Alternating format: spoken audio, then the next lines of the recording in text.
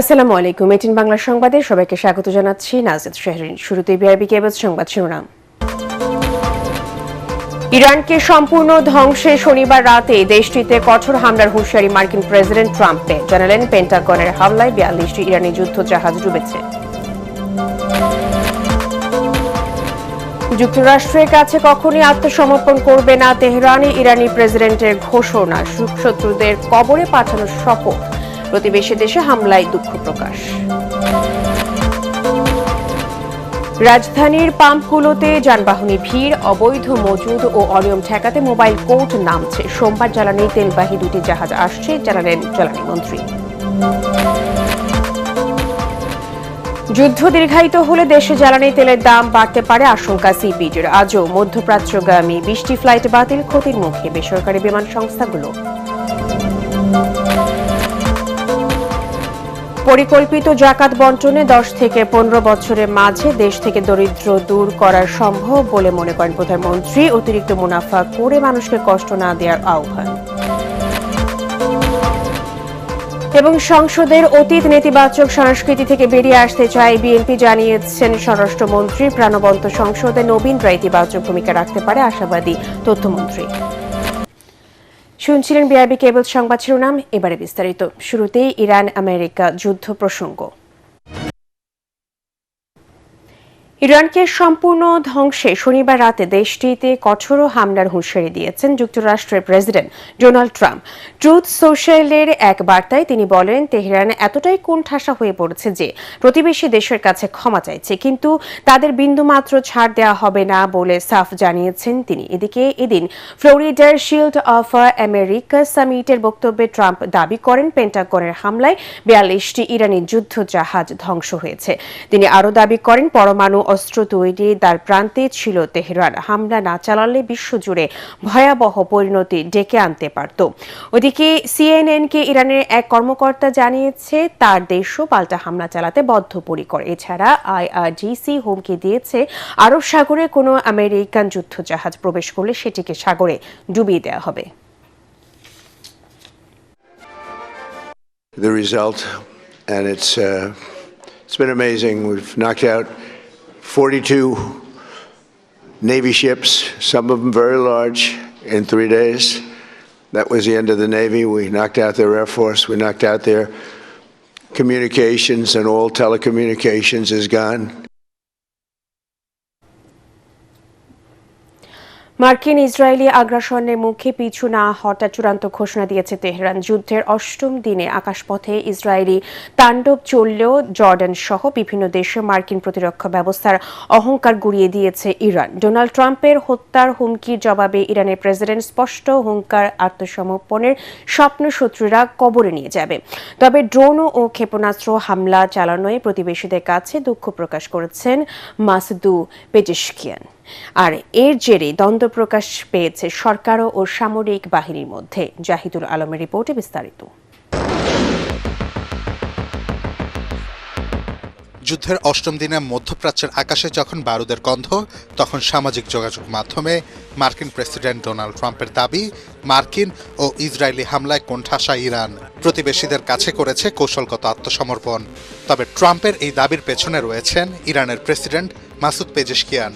কারণ এর আগে এক ভিডিও বার্তায় তিনি ক্ষমা চান প্রতিবেশী দেশগুলোর কাছে। যদিও আত্মসমর্পণের গুজব উড়িয়ে দিয়ে তিনি বলেন, সেই স্বপ্নসহ শত্রুদের কবরস্থানে দাফন করা হবে।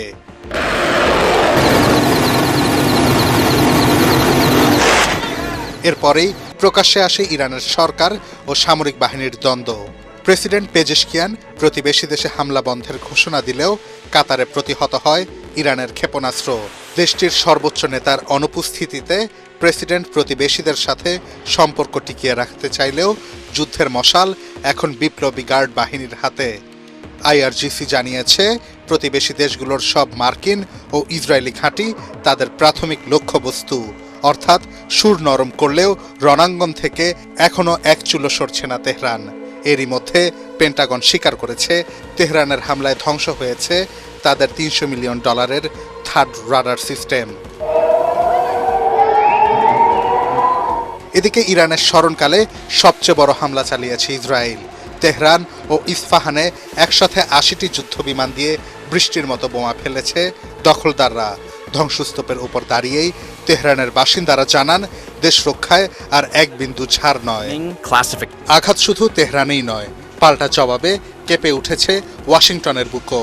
স্যাটেলাইটের চিত্রে দেখা গেছে বিভিন্ন দেশে হাজার মিলিয়ন ডলার মূল্যের মার্কিন প্রতিরক্ষা সরঞ্জাম এখন কয়লার স্তূপ। আইআরজিসি ঘোষণা করেছে বিমান হামলার জবাব দিতে প্রস্তুত হচ্ছে হাইপারসনিক ফাত্তাহ আর ইমাদ ক্ষেপণাস্ত্রের নতুন চালান।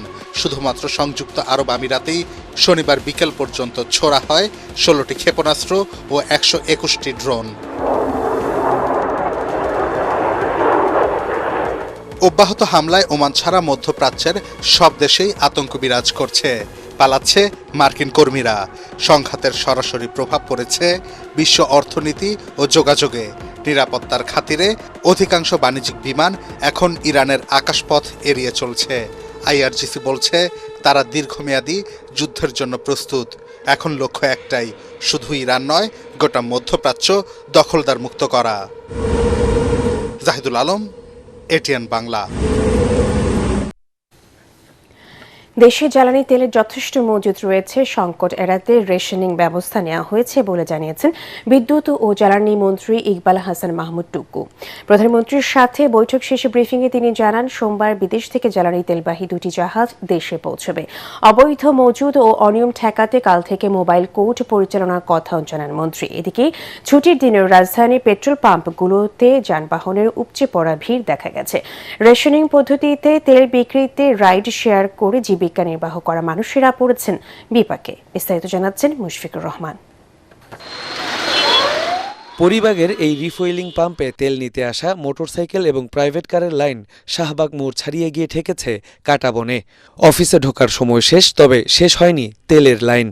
4 ঘন্টা থেকে আসতেছি, এই সিরিয়ালে আছি, গাড়িতে তো তেল নেই, ঠেলা দিয়ে নিয়ে আসতেছি আর কি। সবগুলা খোলা রাখতো, এরকম 200 বা 300 টাকার তেল দিত, এত সিরিয়ালে আমাদের ভোগান্তি হইতো না। প্যানিক হওয়াটা মনে হয় ঠিক হয় নাই, আমাদের আর একটু সচেতন হতে হবে। খুব জরুরি না হলে আমরা যেন গাড়ি নিয়ে বের না হই।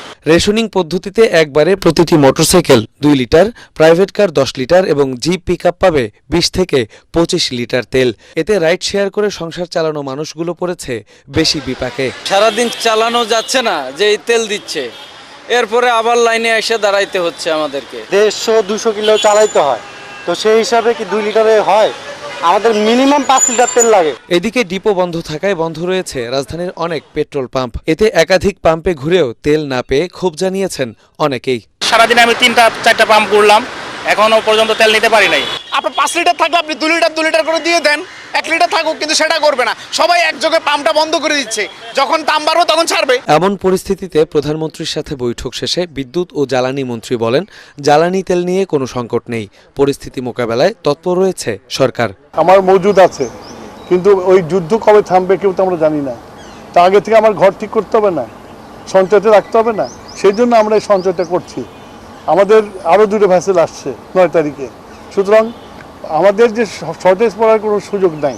নিয়মিত ডিপো থেকে যথাসময়ে তেল সরবরাহ করার পাশাপাশি পেট্রোল পাম্পগুলোর নিরাপত্তা নিশ্চিতের দাবি জানান পাম্প মালিকরা। আমাকে সরকার তেল দিবে, আমি পাবলিকে তেল দেবো।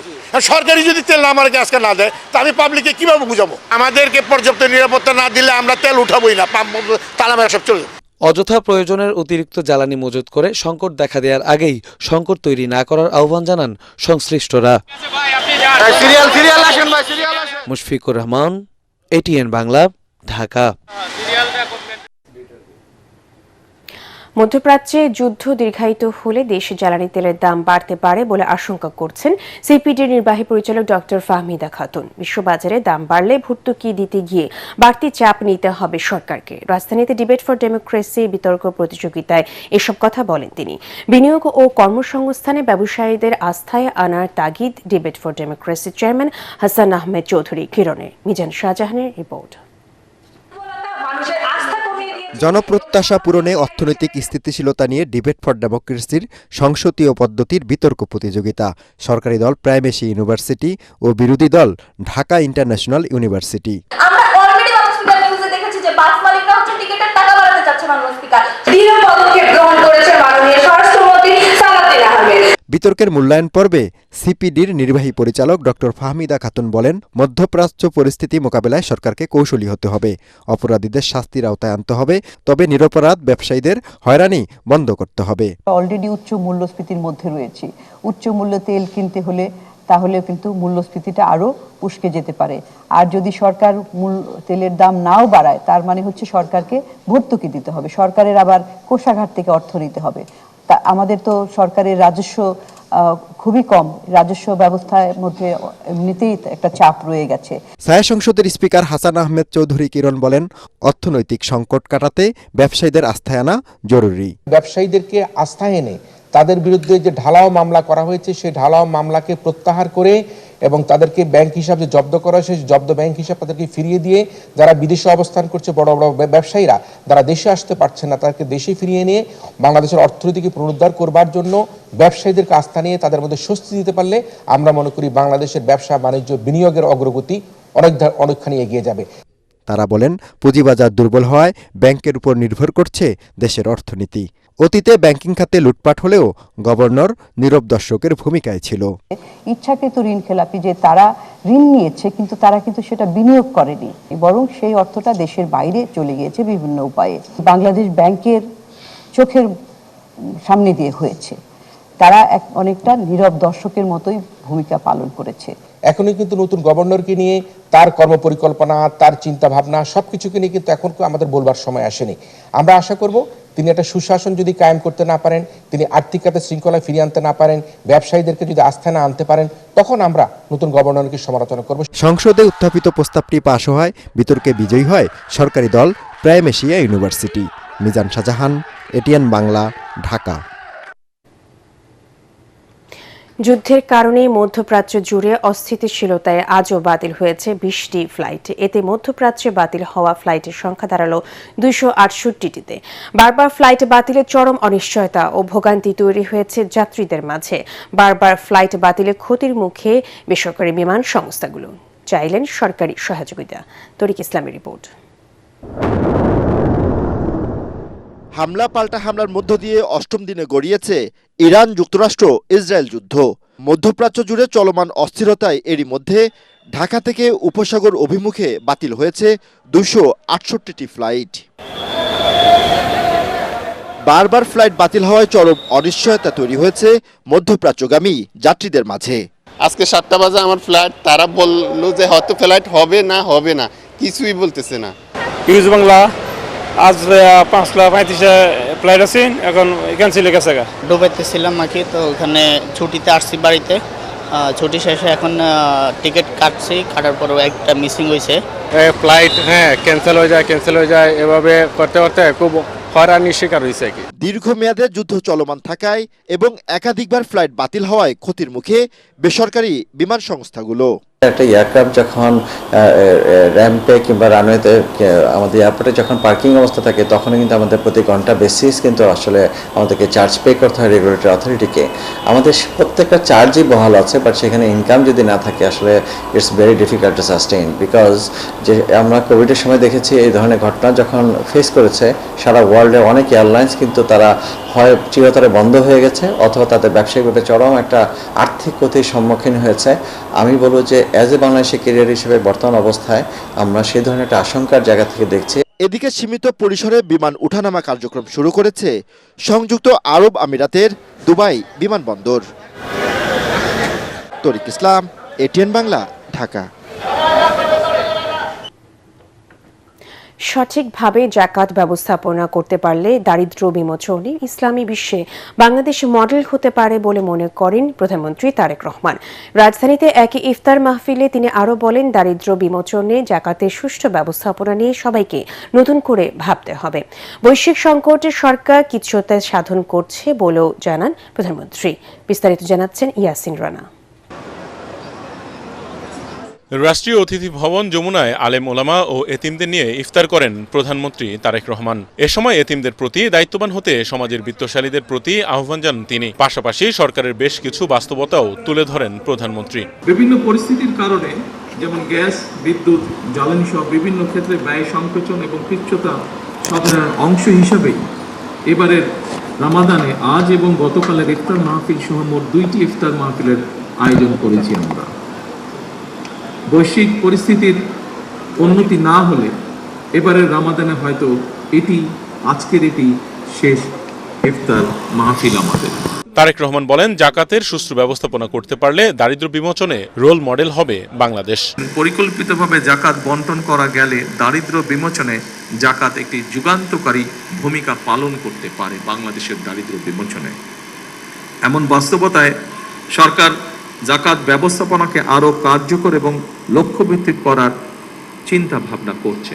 লক্ষ্যভিত্তিক এবং সুনির্দিষ্ট পরিকল্পনার মাধ্যমে যদি জাকাত দেওয়া সম্ভব হয় তাহলে 10 থেকে 15 বছরের মধ্যে শুধুমাত্র জাকাত ব্যবস্থাপনার মাধ্যমেই দেশের বহুলাংশে দারিদ্র্য বিমোচনে সম্ভব। জনগণের কল্যাণে নেয়া সরকারের প্রতিটি কর্মসূচি সুন্দরভাবে বাস্তবায়নে সকলের দোয়া চান প্রধানমন্ত্রী তারেক রহমান। ইয়াসিন রানা, এটিএন বাংলা, ঢাকা। প্রধানমন্ত্রী তারেক রহমানের নির্বাচনী প্রতিশ্রুতি বাস্তবায়নে ঢাকা 17 নিজ সংসদীয় আসনে শ্রী শ্রী রক্ষা কালী মন্দিরের নাট মন্দিরের সংস্কার কাজে ভিত্তিপ্রস্তর স্থাপন করা হয়েছে। মহাখালীর জাতীয় বক্ষব্যাধি হাসপাতালের সামনে ভিত্তিপ্রস্তর স্থাপন করেন ঢাকা উত্তর ও দক্ষিণ সিটি কর্পোরেশনের প্রশাসকরা।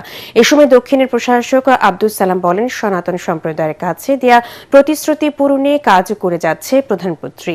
অন্যদিকে ধর্ম বর্ণ সবাইকে নিয়ে বাংলাদেশকে এগিয়ে নেওয়ার কথা বলেন ঢাকা উত্তরের প্রশাসক শফিকুল ইসলাম।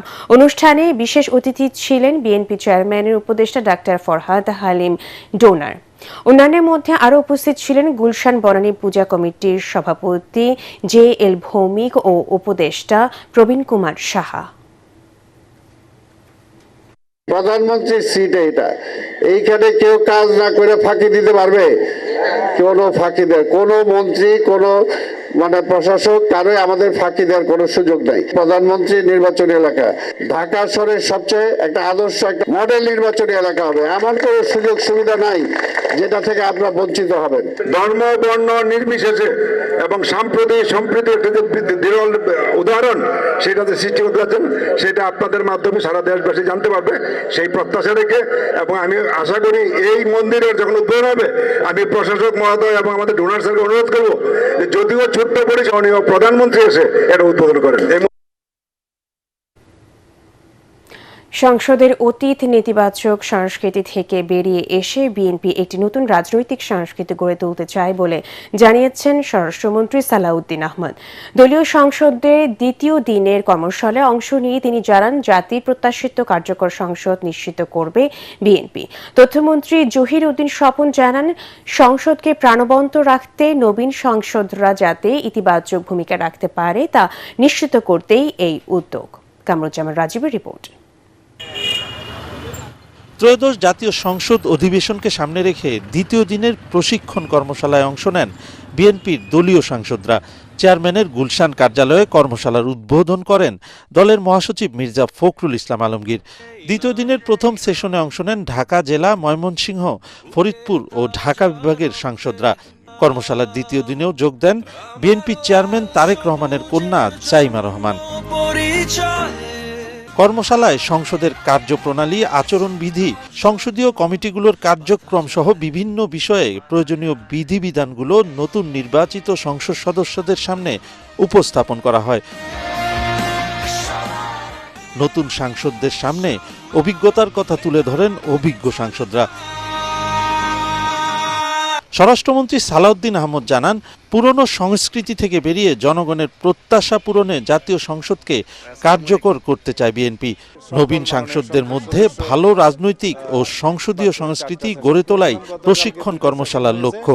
আশা করি আমাদের ভবিষ্যৎ পার্লামেন্ট সেশন দেখে জাতি অনেকটা আশ্বস্ত হবে যে এই রকম একটি পার্লামেন্ট তারা দেখতে চেয়েছিলেন, যাতে অতীতের ব্যাড কালচার যেগুলো হয়েছে, যেগুলো ব্যাড প্রেসিডেন্ট সৃষ্টি হয়েছে পার্লামেন্ট সম্পর্কে এবং মানুষের যে নেতিবাচক ধারণা সৃষ্টি হয়েছে, এগুলো সব মানুষের মন থেকে আমরা মুছে দেবো ইনশাআল্লাহ। আমরা একটা ভালো পার্লামেন্টারি প্র্যাকটিস আমরা সৃষ্টি করব এবং তার মাধ্যমে নজির স্থাপন করব আর জাতির জন্য আমরা বেস্ট কন্ট্রিবিউশন যাতে করতে পারি। পরে তথ্যমন্ত্রী জানান, নতুন সাংসদরা যাতে সংসদে কার্যকরী ভূমিকা রাখতে পারেন তা নিশ্চিতে কর্মশালায় তাদের কার্যক্রম সম্বন্ধে স্পষ্ট ধারণা দেওয়া হয়েছে। সরকারি দল হিসাবে সংসদ নেতার পক্ষ থেকে সংসদকে সবসময় জীবন্ত রাখার যে দায়িত্ব আমাদের আছে সেটা আমরা কিভাবে করতে পারি এবং আমাদের দায়িত্বের মধ্য দিয়ে আমরা দেশে একটা প্রকৃত অর্থেই কার্যকরী সংসদ তৈরি করে একটা কার্যকরী সংসদীয় ব্যবস্থা প্রতিষ্ঠা করতে পারি সে বিষয়ে আমরা আমাদের মাননীয় এমপি মহোদয়দেরকে পরামর্শ বিনিময় করছি। বিশেষ করে যারা নবীন তাদের উদ্দেশ্যে আমাদেরকে বেশি মনোযোগ দিয়ে কথা বলছি। বিকেলে সিলেট, কুমিল্লা ও চট্টগ্রাম বিভাগের সাংসদরা প্রশিক্ষণ কর্মশালায় অংশ নেন। ত্রয়োদশ জাতীয় সংসদের প্রথম অধিবেশন বসবে আগামী 12 মার্চ। কামরুজ্জামান রাজীব, এটিএন বাংলা, ঢাকা। সার্বভৌমত্ব, আঞ্চলিক অখণ্ডতা, অর্থনৈতিক উন্নয়ন এবং বিশ্বব্যাপী শান্তি রক্ষায় জামায়াতে ইসলামীর পূর্ণ সমর্থন রয়েছে বলে জানিয়েছেন সংসদের বিরোধী দলীয় নেতা ও জামায়াতে ইসলামীর আমির ডাক্তার শফিকুর রহমান। শনিবার রাজধানীতে কূটনৈতিকদের সম্মানে ইফতারে তিনি বলেন, সব ধরনের চরমপন্থায় এবং সন্ত্রাসবাদের বিরোধিতা করে তার দল, সেই সাথে জাতিগত ও ধর্মীয় গোষ্ঠীর অধিকার এবং মর্যাদা রক্ষায় অঙ্গীকারবদ্ধ। এ সময় বিরোধী দল হিসেবে গঠনমূলক সমালোচনার পাশাপাশি সরকারকে সহযোগিতার কথাও জানান doctor Shafiqur. Will actively protect the rights and dignity of all ethnic and religious groups. Will seek to exemplify good governance, judicial independence, and the fight against corruption relentlessly.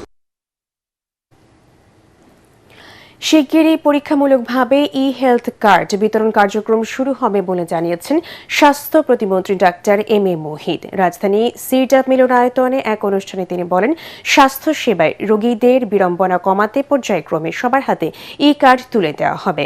সেবার মান উন্নয়নে পর্যায়ক্রমে 1 লাখ স্বাস্থ্যকর্মীও সরকার নিয়োগ দেবে বলেও জানান তিনি। ইমদাদুল্লাহ বাবুর রিপোর্ট। সার্বজনীন স্বাস্থ্যসেবা অর্জনে কার্যকর ও অগ্রাধিকারমূলক বিষয় নিয়ে এই সেমিনার। যারা পিছিয়ে পড়া জনগোষ্ঠী, তাদের জন্য যদি একটু আলাদা করে আমরা নজর দিতে চাই, তাহলে সোশ্যাল প্রোটেকশনের সাথে হেলথের কিন্তু একটা লিঙ্কেজ তৈরি করতে হবে। এতে আলোচকরা বলেন, স্বাস্থ্য অধিদপ্তর পরিবার পরিকল্পনা ও উপজেলা স্বাস্থ্য কমপ্লেক্সের সুবিধা আলাদা বিভাগের অধীনে থাকায় রোগীদের স্বাস্থ্য সেবা পেতে বিড়ম্বনায় পড়তে হচ্ছে।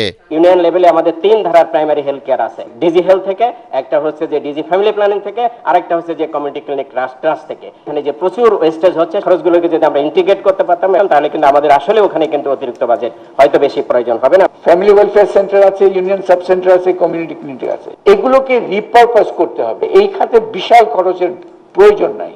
এক্সিস্টিং ইনফ্রাস্ট্রাকচারকে রিপারপাস করা। ই হেলথ কার্ডের কথা বলা হয়েছে, যদি আমরা একটা অ্যাপ ভিত্তিক ব্যবস্থা করি তাহলে 6 মাসের মধ্যে, আগামী 180 দিনের মধ্যে কিন্তু এটা বাংলাদেশে প্রচলন করা সম্ভব এবং এখানে কোনো খরচই হবে না। এ সময় স্বাস্থ্য প্রতিমন্ত্রী ডাক্তার এম এ মুহিত বলেন, জনগণের স্বাস্থ্যসেবা সহজ করতেই ই হেলথ কার্ড প্রচলন করতে যাচ্ছে বিএনপি সরকার।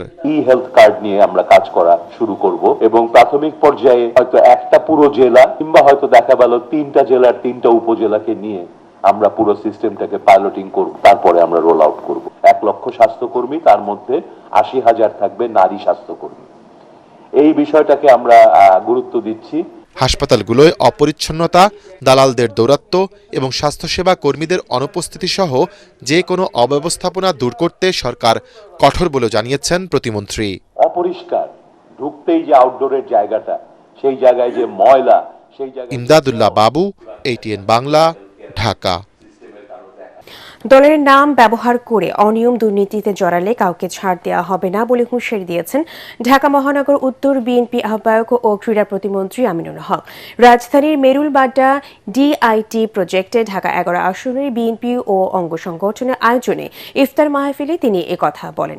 ক্রীড়া প্রতিমন্ত্রী বলেন, জনগণের কাছে দেওয়া নির্বাচনী অঙ্গীকার পূরণে নিরলসভাবে কাজ করে যাচ্ছেন প্রধানমন্ত্রী তারেক রহমান। এদিকে বিএনপির ক্ষুদ্র ঋণ বিষয়ক সম্পাদক ডক্টর এম.এ. কাইয়ুম বলেন, প্রধানমন্ত্রী দেশ ও দল পরিচালনায় কর্মীদের যে দিক নির্দেশনা দিয়েছেন সে অনুযায়ী দেশকে এগিয়ে নিতে দলের নেতাকর্মীদের কাজ করতে হবে। ঢাকা উত্তর সিটি কর্পোরেশনের প্রশাসক শফিকুল ইসলাম মিল্টন, সংসদ সদস্য এস.এম. জাহাঙ্গীর অনুষ্ঠানে উপস্থিত ছিলেন। আপনারা কেউ কোনো প্রকার অন্যায় প্রভাব বিস্তার করার চেষ্টা করবেন না, কাউকে করার সুযোগও দিবেন না আপনারা। কারণ আমরা দেশ গড়ার যে পরিকল্পনাগুলো হাতে নিয়েছি সেটা একটু একটু করে ইনশাআল্লাহ আমরা বাস্তবায়ন করব। বিপুল সংখ্যক প্রবাসী বাংলাদেশি কমিউনিটির বিশিষ্ট ব্যক্তি ও মূলধারা নির্বাচিত প্রতিনিধিদের অংশগ্রহণে নিউ ইয়র্কে সম্পন্ন হল golden age of home care ইফতার মাহফিল। শাহনেওয়াজ গ্রুপের আয়োজনে নিউ ইয়র্ক সিটির গুলশান টেরেস মিলনায়তনে অতিথিদের স্বাগত জানান প্রতিষ্ঠানের প্রেসিডেন্ট ও সিইও শাহনেওয়াজ।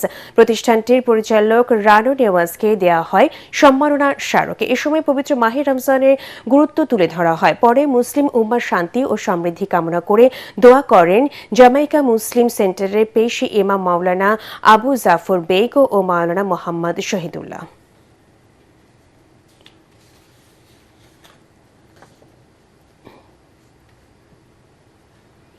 পূবালী ব্যাংক বাণিজ্য সংবাদ।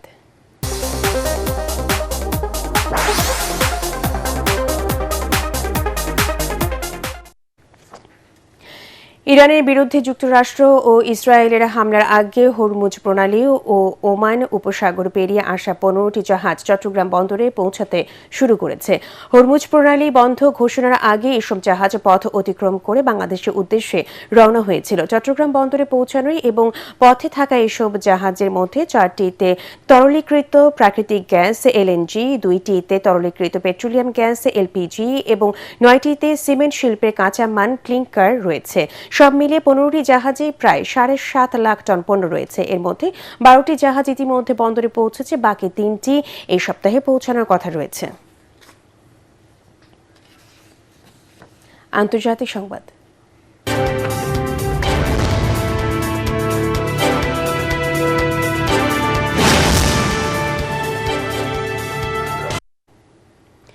নেপালের সরকার গঠন করতে যাচ্ছে দেশটিতে গণ অভ্যুত্থানে নেতৃত্ব দেওয়া রাষ্ট্রীয় স্বতন্ত্র পার্টি আরএসপি। আর প্রধানমন্ত্রী হওয়ার দৌড়ে এগিয়ে আছেন র্যাপার থেকে রাজনীতিতে আসা বালেন্দ্র শাহ। তার সাথে প্রতিদ্বন্দ্বিতা চলছে কমিউনিস্ট পার্টি অফ নেপালের প্রধান ও সাবেক প্রধানমন্ত্রী কেপি শর্মা ওলি ও নেপালি কংগ্রেসের গগন থাপার। এ পর্যন্ত ঘোষিত আসরে 2/3 বেশি জায়গায় এগিয়ে শাহের মধ্যপন্থী রাষ্ট্রীয় স্বতন্ত্র পার্টি। আশিকুর রহমান জানাচ্ছেন বিস্তারিত। নেপালের রাজনৈতিক অঙ্গনে নতুন এক অধ্যায়ের সূচনা হতে যাচ্ছে। সাবেক র্যাপার ও কাঠমান্ডুর সাবেক মেয়র বালেন্দ্র শাহ এবার প্রধানমন্ত্রী পদে প্রার্থী হয়ে দেশজুড়ে আলোচনার কেন্দ্রবিন্দুতে রয়েছেন। তরুণ ভোটারদের বড় অংশ তার পক্ষে, যা দেশটির পুরনো রাজনৈতিক কাঠামোর জন্য চ্যালেঞ্জ হয়ে দাঁড়িয়েছে। গত সেপ্টেম্বরে তৎকালীন প্রধানমন্ত্রী কেপি শর্মা ওলি পদত্যাগ করার পর জনপ্রিয়তা পান বালেন্দ্র। সামাজিক মাধ্যমে সক্রিয় উপস্থিতিতে তরুণদের মাঝে জায়গা করে নেন তিনি। ফেসবুক সহ বিভিন্ন প্ল্যাটফর্মে তার অনুসারীর সংখ্যা কয়েক মিলিয়নের বেশি। নেপালের নির্বাচনে এখনও ভোট গণনা চলছে। এতে দেখা যাচ্ছে বালেন্দ্র শাহের মধ্যপন্থী রাষ্ট্রীয় স্বতন্ত্র পার্টি আরএসপি 165টি নির্বাচিত আসনের 2/3 বেশি জায়গায় এগিয়ে আছে। নেপালের নির্বাচনের ভোট গণনা ঐতিহ্যগতভাবে ধীরগতির হওয়ায় চূড়ান্ত ফল জানতে কয়েকদিন লেগে যেতে পারে। বিশ্লেষকরা বলছেন, যদি বালেন্দ্র শাহ নির্বাচিত হন তবে তা দেশটির রাজনীতিতে নতুন এক মাইলফলক হবে।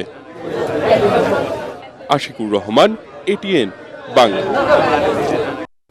অনুষ্ঠিত হয়ে গেল বাংলাদেশ চলচ্চিত্র সাংবাদিক সমিতির ইফতার ও দোয়া মাহফিল। এতে অংশ নেন সংগঠনটির সদস্য, চলচ্চিত্র সাংবাদিক ও সাংস্কৃতিক অঙ্গনে গুণীজন সহ 600 আমন্ত্রিত অতিথি। এ সময় সমিতির সভাপতি কামরুল হাসান দর্পণ ও সাধারণ সম্পাদক রাহাত সাইফুল উপস্থিত ছিলেন।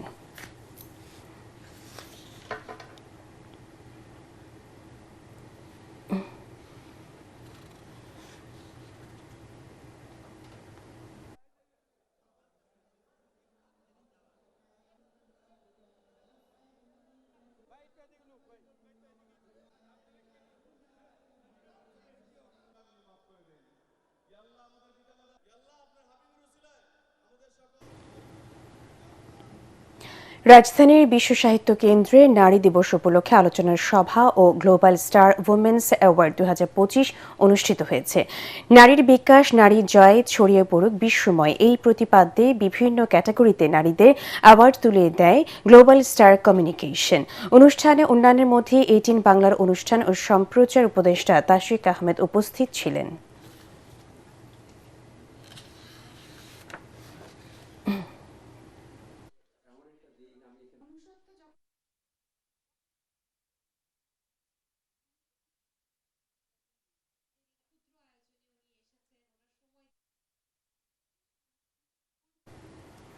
রাজধানী ঢাকায় শুরু হয়েছে কালেকশনস নট ওয়ার্ডস শীর্ষকে একটি বিশেষ শিল্প প্রদর্শনী। রাজধানী গ্যালারি কায়াতে আয়োজিত এই গ্রুপ প্রদর্শনীতে অংশ নেন দেশের 8 স্বনামধন্য শিল্পী। প্রদর্শনী উদ্বোধনে উপস্থিত ছিলেন বিশিষ্ট স্থপতি এনামুল করিম নির্ঝর ও জনপ্রিয় অভিনেত্রী অপি করিম। এতে শিল্পী হামিদুজ্জামান খান, চন্দ্রশেখর দে, রতন মজুমদার, রঞ্জিত দাস, আহমেদ শামসুল হুদা, শেখ আফজাল হোসেন, কনক চাপা চাকমা এবং মোহাম্মদ ইকবাল এর শিল্পকর্ম স্থান পেয়েছে। মোট 38টি শিল্পকর্ম এই প্রদর্শনীতে স্থান পেয়েছে।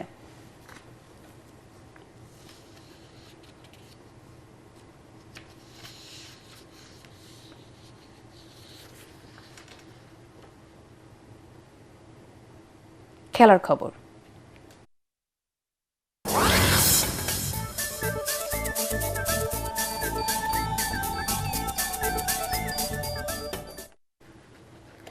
এক মাসের লড়াই শেষে টি-20 বিশ্বকাপ এখন ফাইনালের অপেক্ষায়। টুর্নামেন্টের যৌথ আয়োজক ভারতই এবারে ফাইনালে ফেভারিট।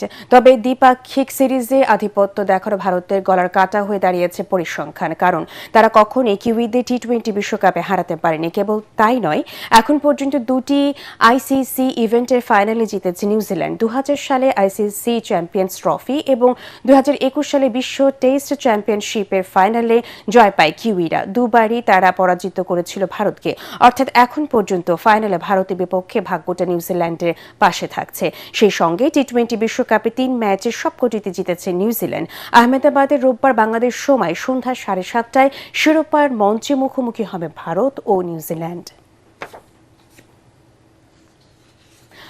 আন্তর্জাতিক নারী দিবস উপলক্ষে আর্চারি ফেডারেশনের ব্যবস্থাপনায় ও মৌসুমী ইন্ডাস্ট্রিজের পৃষ্ঠপোষকতায় জাতীয় মহিলা ক্রীড়া কমপ্লেক্সে শুরু হয়েছে কিউট আন্তর্জাতিক নারী দিবস আর্চারি টুর্নামেন্ট। সকালে প্রতিযোগিতার উদ্বোধন করেন জাতীয় ক্রীড়া পরিষদের নির্বাহী পরিচালক দৌলতুজ্জামান খান। এ সময় উপস্থিত ছিলেন ওয়ার্ল্ড আর্চারি এশিয়ার প্রেসিডেন্ট কাজী রাজীব উদ্দিন আহমেদ চপল এবং বাংলাদেশ আর্চারি ফেডারেশনের সাধারণ সম্পাদক তানভীর আহমেদ সহ অন্যরা। একদিনের এই প্রতিযোগিতায় আর্চারির বিভিন্ন ইভেন্টে শতাধিক পুরুষ ও নারী আর্চার অংশ নেন।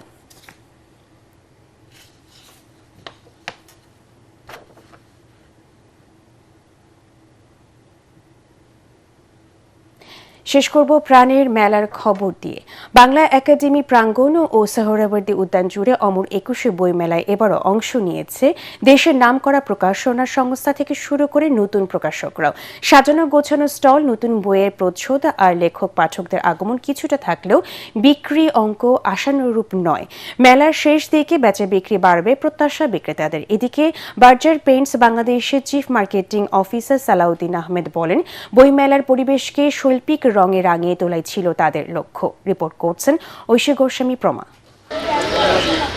প্রাণের উচ্ছ্বাস, নতুন বইয়ের গন্ধ আর প্রিয় লেখকের গল্প, এই সবকিছু মিলিয়ে অমর 21শে বইমেলা পরিণত হয়েছে বাঙালির আবেগে।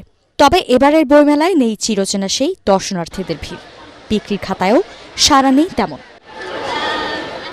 এবারের মেলায় প্রত্যাশিত বিক্রি না হওয়ায় হতাশ প্রকাশকরা। গত বছরের তুলনায় বিক্রি 30 থেকে 40% বা তারও বেশি কমেছে বলে জানান তারা। আগে যে পরিমাণ বই আসতো সেই হিসেবেও কিন্তু এবার বই আসেনি। 21শে বইমেলাকে একটি অপ্রয়োজনীয় বিষয়ে পরিণত করার একটি সূক্ষ্ম ষড়যন্ত্র এর ভিতরে কাজ করে এবং সেই কারণেই বইমেলা জমছে না। আমি জানি না ভবিষ্যতে কি হবে। ছুটির দিনে স্টলে দর্শনার্থীর সমাগম বাড়লেও ক্রেতার আনাগোনা নেই আগের মতো। যবে থেকে বাচ্চারা একটু বোঝা বই পড়া শিখেছে তবে থেকেই আসার চেষ্টা করি। আমরা আশা করি এই মেলাটি আরও সুন্দর হবে এবং আমরা এখান থেকে আমাদের এই প্রাণের যেই সুখ শান্তি সেটুকু যেন বই থেকে খুঁজে পায়। বাংলার রঙে বাংলার নামে এবারে এই ভাবনাকেই সামনে রেখেছে ২১শে বইমেলার অন্যতম প্রধান paint partner Berger Paints Bangladesh. আমরা মনে করি শুধু ঘরের দেয়াল রঙিন করা নয়, মনের দেয়াল এবং আত্মাকে রঙিন করা এবং আমাদের চারপাশের পরিবেশ এবং সবার মধ্যে এই যে আলোকিত ভাবনাকে জাগিয়ে তোলার কাজটা রঙের ব্র্যান্ড হিসেবে বার্জারও দায়িত্ব এখানে পালন করতে পারে। তবে পুরো চিত্র যে একেবারেই মলিন তা নয়। জনপ্রিয় লেখকদের নতুন বই প্রকাশের দিনগুলোয় নির্দিষ্ট স্টলগুলোতে ভিড় বাড়ছে। ঐশী গোস্বামী প্রমা, এটিএন বাংলা, ঢাকা। শেষ করার আগে বিআরবি কেবল সংবাদ শিরোনামগুলো জানিয়ে দিব আরো একবার। ইরানকে সম্পূর্ণ ধ্বংসে শনিবার রাতে দেশটিতে কঠোর হামলার হুঁশিয়ারি মার্কিন প্রেসিডেন্ট ট্রাম্পের। জানালেন পেন্টাগনের হামলায় ৪২টি ইরানি যুদ্ধজাহাজ ডুবেছে। যুক্তরাষ্ট্রের কাছে কখনই আত্মসমর্পণ করবে না তেহরান, ইরানি প্রেসিডেন্টের ঘোষণা। শত্রুদের কবরে পাঠানোর শপথ। প্রতিবেশী দেশে হামলায় দুঃখ প্রকাশ। রাজধানীর পাম্পগুলোতে যানবাহনের ভিড়, অবৈধ মজুদ ও অনিয়ম ঠেকাতে মোবাইল কোর্ট নামছে। সোমবার জ্বালানি তেলবাহী 2টি জাহাজ আসছে, জানালেন জ্বালানি মন্ত্রী। যুদ্ধ দীর্ঘায়িত হলে দেশে জ্বালানি তেলের দাম বাড়তে পারে আশঙ্কা সিপিডির। আজও মধ্যপ্রাচ্যগামী 20টি ফ্লাইট বাতিল, ক্ষতির মুখে বেসরকারি বিমান সংস্থাগুলো। পরিকল্পিত জাকাত বন্টনে 10 থেকে 15 বছরের মাঝে দেশ থেকে দারিদ্র্য দূর করা সম্ভব মনে করেন প্রধানমন্ত্রী। অতিরিক্ত মুনাফা করে মানুষকে কষ্ট না দেওয়ার আহ্বান। এবং সংসদের অতীত নেতিবাচক সংস্কৃতি থেকে বেরিয়ে আসতে চায় বিএনপি, জানিয়েছেন স্বরাষ্ট্রমন্ত্রী। প্রাণবন্ত সংসদে নবীনরা ইতিবাচক ভূমিকা রাখতে পারে আশাবাদী তথ্যমন্ত্রী। পরবর্তী সংবাদ দেখার আমন্ত্রণ জানিয়ে এখনকার মতো শেষ করছি। এটিএন বাংলা সংবাদ ইউটিউবে দেখতে ব্রাউজ করুন youtube/18 বাংলা নিউজ। ধন্যবাদ সবাইকে।